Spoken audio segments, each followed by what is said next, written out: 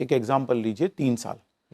3 साल में अगर कस्टमर ने सारे लोन, सारे क्रेडिट कार्ड के बिल टाइम पे किए हैं और सारे अमाउंट पे किए, अभी ये क्रेडिट इंफॉर्मेशन रिपोर्ट देख के बैंक को एक एक्साइटमेंट होगा कि ये कस्टमर है जिसने 36 महीने लगातार समय पे किया है और सारा पेमेंट किया है। इसके लिए there is an interest for the bank कि हम सबसे लोएस्ट रेट ऑफ इंटरेस्ट में दे, बिकॉज इस कस्टमर को हम अगर लोएस्ट रेट ऑफ इंटरेस्ट में they based on the previous track record, ये कस्टमर भविष्य में भी हमको समय पे देगा। तो अच्छा, ये उनके लिए एक मोटिवेशन है। एक इसमें छोटा सा प्रैक्टिकल एस्पेक्ट की मैं मानता हूं कि डिसिप्लिन बहुत इंपॉर्टेंट चीज़ है, और खास तौर पे वित्तीय फाइनेंशियल डिसिप्लिन तो बहुत होना चाहिए कि अगर आपने मान लीजिए आपकी क्रेडिट कार्ड की बिलिंग साइकिल 10 तारीख की और 10 को आपको ड्यू डेट है तो आपको करना चाहिए, लेकिन सर्टेन टाइम कभी कोई ट्रैवल कर रहा है या मिस हो गया या बहुत सारी चीज़ों में उलझा है, उससे 2-4 बार चीज़ें ऊपर नीचे हो जाती हैं। बाकी उसकी क्रेडिट हिस्ट्री बहुत अच्छी है, वो उसकी फाइनेंशियल बैकअप भी इतनी अच्छी है कि वो 5-6 हज़ार रुपए की चीज़ों पर डिफॉल्ट नहीं करेगा, लेकिन कर गया, वो रिपोर्ट हो गया।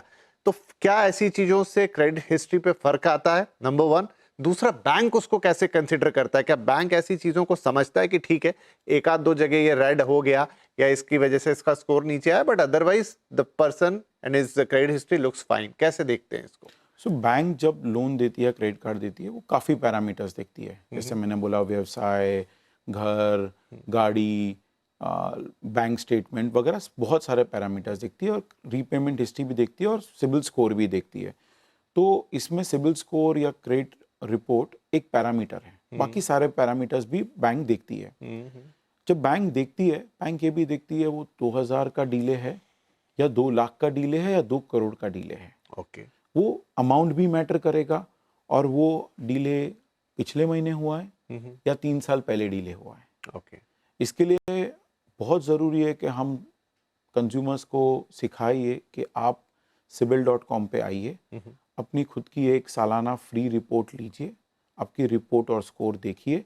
अगर आपको वहाँ पे कोई डिस्क्रिपेंसी लगती है तो आप उस पर डिस्प्यूट रेज करिए, ताकि हम वो रिपोर्टिंग बैंक या NBFC के पास जाए कि कस्टमर के हिसाब से ये डेटा अप्रोप्रिएट नहीं है। बिकॉज सिबिल डेटा कस्टोडियन है, डेटा बैंक से आता है हमको, तो हम वो बैंक के पास जाते, बैंक बोलता है हाँ हम ये डेटा अपडेट करेंगे।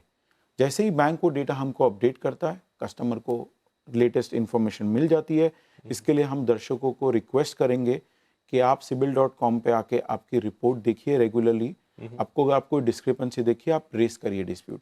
इसके साथ में ये भी ज़रूरी है कि कस्टमर फ्यूचर में पेमेंट टाइम पे करे, और बैंक ये अगर छोटा डीले है उसको कंसिडर इतनी अहमियत नहीं देगा।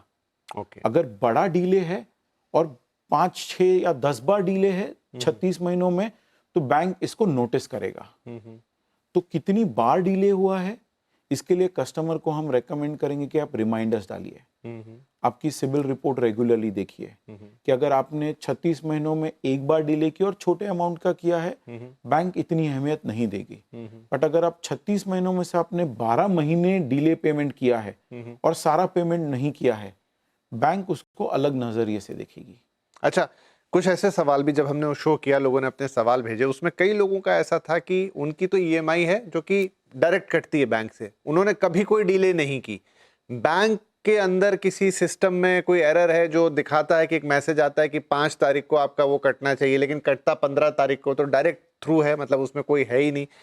EMI भी भर रही है, लेकिन जब वो अपनी रिपोर्ट चेक करते हैं तो वहां पे डिलेस दिखते हैं। अब ऐसे में वो कहते हैं, लोगों ने कहा कि हम बैंक को अप्रोच करते हैं तो कहते हैं सिबिल में जाइए, सिबिल में अप्रोच कहते हैं तो कहते हैं पहले बैंक से ठीक कराइए। तो क्या करना चाहिए कंज्यूमर को ऐसे में? कंज्यूमर को सबसे पहले तो अपनी सिबिल रिपोर्ट रेगुलरली दिखनी चाहिए, क्योंकि उसको उससे समझ में आएगा कि अगर मैंने डिस्क्रिपेंसी ऑब्जर्व की है, वो CIBIL.com पे आके डिस्प्यूट रेस करे। हम रेस करेंगे वो रिपोर्टिंग बैंक या NBFCs को कि ये कस्टमर बोल रहा है कि मैंने पेमेंट कर दी है, ये क्यों दिखा रही है। तो बैंक उस पर कंफर्म करेगा ये डेटा अपडेट करना चाहिए नहीं करना चाहिए हमको। दूसरी बात है कि एज पर दी जो बहुत प्रोग्रेसिव सर्कुलर है कि 30 दिन में क्रेडिट इंस्टीट्यूशन और क्रेडिट इंफॉर्मेशन कंपनी सिबिल जैसी 30 दिन में कंज्यूमर का डिस्प्यूट रिजॉल्व करना है। बट इसके बावजूद अगर बैंक बोलता है कि नहीं आउटस्टैंडिंग है या डिले है, कस्टमर के पास ऑप्शन है, वो बैंकिंग ओम्बड्समैन में जा सकता है ओके और बोल सकता है कि नहीं देखिए आप मेरा स्टेटमेंट, मैंने तो स्टैंडिंग इंस्ट्रक्शन दिया था और मेरे खाते में पैसे भी थे, उसके बावजूद मेरे को डिले बताया है रिपोर्टिंग में। तो कस्टमर के पास सारे ऑप्शंस है सिबिल के पास आने के लिए। अगर वो बैंक बोलती है कि नहीं ये डिस्प्यूट सही नहीं है और ये डिले है या अमाउंट पेंडिंग है, तो वो कस्टमर बैंकिंग ओम्बड्समैन के पास भी जा सकता है। तो कस्टमर के हित में बहुत सारे ऑप्शंस है एंड इसके लिए हम कस्टमर को रिक्वेस्ट करेंगे कि आप कंसिस्टेंटली आके आपकी रिपोर्ट देखिए कि अगर कोई भूल चूक से अगर डिले रिपोर्ट हो गया वो इमीडिएटली रेस कर सकते हैं डिस्प्यूट। और हमने देखा है कि 30 दिन से 15 दिन होने के वजह से कस्टमर को फायदा होता है कि अभी रिपोर्टिंग जनवरी 2025 ने आरबीआई ने एक बहुत बढ़िया सर्कुलर निकाला था जहां पे data reporting to credit bureau 30 दिन से 15 दिन हो गया था, राइट, जहां पे कस्टमर के लिए बहुत अच्छा बेनिफिट है कि उनका डेटा 15 दिन में फ्रेश दिखेगा और 7 दिन भी हो सकता है, डेली भी हो सकता है। अगर मेरे को पूछेंगे कि देश के लिए सबसे बढ़िया चीज़ क्या हो सकती है, डेली रिपोर्टिंग, बिकॉज वो सारे सिटीजन्स के लिए बहुत फायदेमंद हो सकता है कि अगर एक कंज्यूमर ने अपना पेमेंट किया है या लोन क्लोज किया है या पार्ट पेमेंट किया है होम लोन पे समझिए, तो वो एक दिन के अंदर अपडेट हो जाएगा। साथ में अगर वो कस्टमर ने लोन लिया है तो बैंक को समझ में आ जाएगा ये कस्टमर ने 2 लोन लिए हैं, तो ये बैंक के हित में है, ये कंज्यूमर के हित पर ये में फैसला कौन करेगा? आरबीआई? हाँ, रेगुलेटर लेगा बिकॉज ये एक टेक्नोलॉजी चेंज है बट ये कंज्यूमर के हित में पर है। आप और बैंक्स रेडी हैं अगर ये डेली बेसिस का सिस्टम आ जाए? कंज्यूमर के हित के लिए सबको करना चाहिए।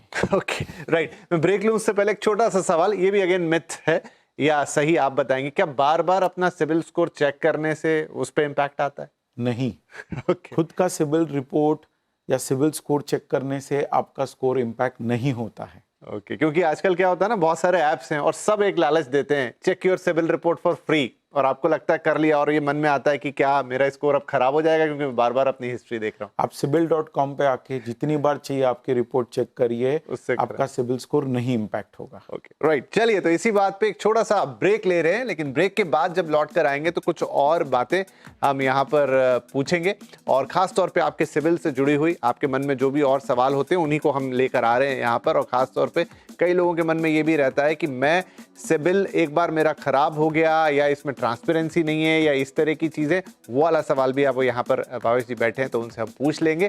कहीं मत जाएगा, तुरंत हाजिर हो रहे हैं।